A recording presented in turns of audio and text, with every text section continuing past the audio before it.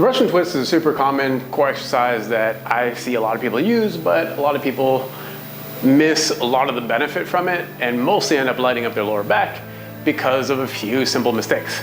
So let's talk about how to set it up first. Now, what we want to do is we want to cross over these legs because they're actually going to help us create more tension and connection to what's going on through our midsection. So I do not like to keep the feet separate. I prefer to cross. And then we're gonna bring the knees together and start essentially where we're gonna finish, which is fairly close to our knees. So the upper body stays very close to my thighs through the entire movement. This is a lot of what gives us that feeling through the trunk, especially the obliques, which is what we're looking for. Then I like to make a fist and grab that fist to create lots of tension.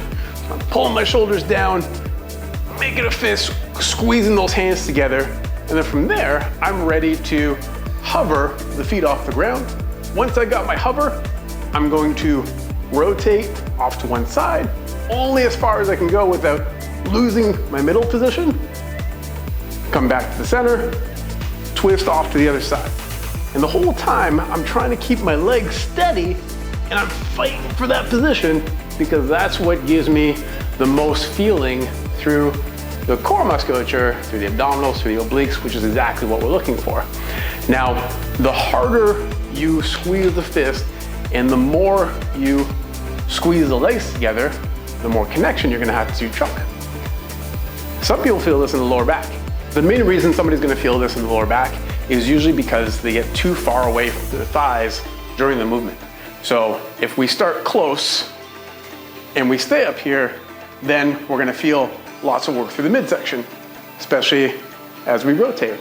As we get tired, we'll feel the urge to open up more and more and more and more, which puts a lot of tension on the lower back.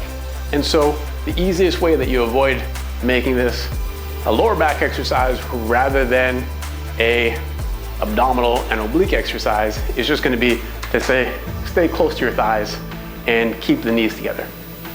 Another reason why many people will feel this through their lower back is usually because the elbows get too far away from the body and we end up grounding through the shoulders as we do that rotation. So what that looks like is usually legs across, but eventually we end up with these elbows out to the sides rather than elbows staying fairly close to the sides, which gives us more control. So it's important that the elbows stay close to you, not necessarily against you, but close to the body as you rotate from one side to the other.